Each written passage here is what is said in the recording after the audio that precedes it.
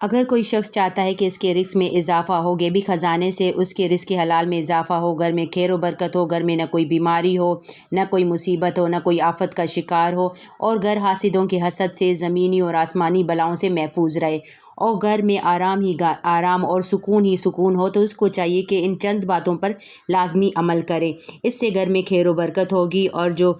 بلائیں اور آفتیں ہوتی ہیں وہ بھی ختم رہیں گی۔ اور آج کل جو مہنگائی کا عالم ہے اس میں جتنی بھی آپ کی آمدنی ہے، چاہے لاکھوں روپے آپ کما رہے ہیں لیکن آپ کے خرچے پورے نہیں ہوتے، اگر ایک ضرورت ہم پوری کرتے ہیں تو دوسری نکل آتی ہے، تو اس کا سب سے بڑا جو سبب ہے وہ بے برکتی ہے کہ ہماری چیزوں میں برکت نہیں رہتی، ہمارے پیسے میں برکت نہیں ہے۔ تو ہمیں جس طریقے سے پیسوں کی زیادہ ضرورت ہے، اس مہنگائی کے دور میں گھر چلانے کے لیے زیادہ پیسوں کی ضرورت ہے، تو اسی طریقے سے ہمیں اپنی دعاؤں میں بھی اور ورد و وظائف میں بھی ویسے ہی اضافہ کرنا چاہیے، اللہ سے خوب اپنی دعائیں کرنی چاہیے تاکہ ہمارے گھر میں خیر و برکت ہو اور ہمارے جو کام ہیں وہ آسانی کے ساتھ ہو جائیں۔ تو ایسے 10 جو ہے وہ طریقے میں آپ لوگوں کے ساتھ شیئر کروں گی جس سے ہم اپنے گھر میں خیر و برکت لا سکتے ہیں۔ سب سے پہلے تو یہ ہے کہ ہم مسلمان ہیں اور صبح سویرے ہمیں اٹھنا چاہیے، کیونکہ ہمارا یہ ایمان ہے کہ صبح کے وقت فرشتے گھر میں رزق لاتے ہیں، اور جب ہم سوئے پڑے رہتے ہیں تو ظاہر ہے ہمارے گھر میں خیر و برکت کیسی ہوگی۔ صبح فجر کی نماز کے ساتھ ہی اٹھنا چاہیے اور فجر کی نماز ادا کرنی چاہیے، اور اس کے ساتھ ہی تلاوت قرآن کریم کریں تاکہ اس سے ہمارے گھر میں خیر و برکت ہو۔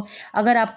تلاوت نہیں کر سکتے تو آج کل موبائل یا بلوٹوتھ سے کنیکٹ کر کے آپ سورہ بقرہ لازمی گھر میں تلاوت لگایا کریں تاکہ اس سے گھر میں جو نیگیٹیوٹی ہوتی ہے، جو بے برکتی ہوتی ہے، وہ اس سے ختم ہو جاتی ہے، یا منزل لگایا کریں، اس سے بھی آپ کے گھر میں بہت زیادہ خیر و برکت ہوگی اور جو بھی بری بلائیں اور اثرات ہوں گے وہ بھی اس سے ختم ہو جاتے ہیں۔ آپ خود پڑھیں، اگر خود نہیں پڑھ سکتے تو موبائل وغیرہ سے اس کو کنیکٹ کر کے ضرور لگایا کریں۔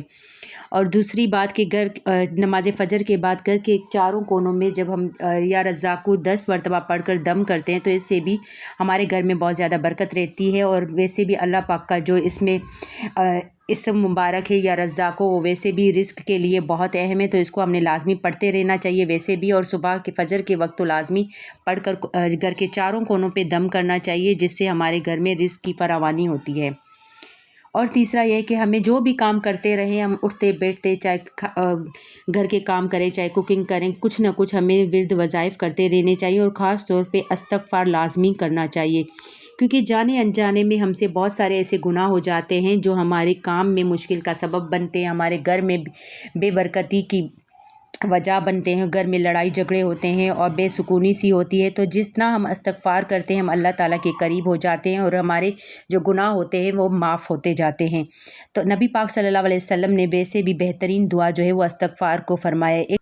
استغفار کیونکہ بہترین دعا ہے، اور جانے انجانے میں ہمارے بہت سارے ہم سے ایسے گناہ سرزد ہو جاتے ہیں جن کا ہمیں بھی علم نہیں ہوتا، اور بعض دفعہ ہم ایسے مذاق میں کچھ ایسے کلمات بھی کہہ دیتے ہیں، تو استغفار جو ہے وہ ان سب چیزوں سے ہماری معافی کا سبب بنتا ہے، اور ہمارے جو کام ہیں وہ آسانی کے ساتھ ہو جاتے ہیں، ہمارے رزق میں خیر و برکت رہتی ہے۔ اور ساتھ ہی ساتھ یہاں پہ میں سبزی بنانے لگی تھی تو وہ بھی میری ساتھ ہی چل رہی تھی۔ اور اب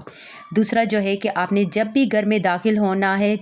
آپ نے لازمی سلام کرنا ہے، چاہے گھر میں کوئی ہو یا نہ ہو، آپ نے لازمی سلام کرنا ہے، اور سلام کرنے کے بعد آپ نے سورہ اخلاص ایک بار پڑھنی ہے، اور اس کے بعد آپ نے نبی پاک صلی اللہ علیہ وسلم پر درود پاک پڑھنا ہے۔ اس سے آپ یہ کیا دیکھیں گے کہ آپ کے گھر میں کتنی برکت ہوتی ہے، کتنی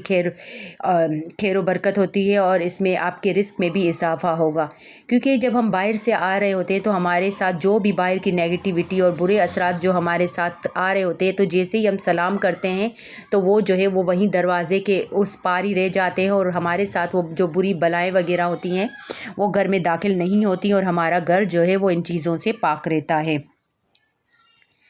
اور ساتھ ہی آپ نے یہ لازمی کرنا ہے کہ گھر میں مغرب کے وقت جو بھی آپ کی لائٹس وغیرہ بند ہوتی ہیں، جو کمرے بند ہیں یا آپ استعمال میں نہیں ہیں، ان کی لازمی لائٹ جلا دیا کریں۔ جب ہم بچپن میں چھوٹے ہوتے تھے تو ہمیں یاد ہے کہ بالکل اس چیز کا بہت زیادہ اہتمام کیا جاتا تھا کہ روشنی لازمی مغرب کے وقت کی جاتی تھی۔ ابھی ہم لوگ اتنا اپنی لائف میں بزی ہو گئے کہ ان باتوں پر، چھوٹی چھوٹی باتوں پر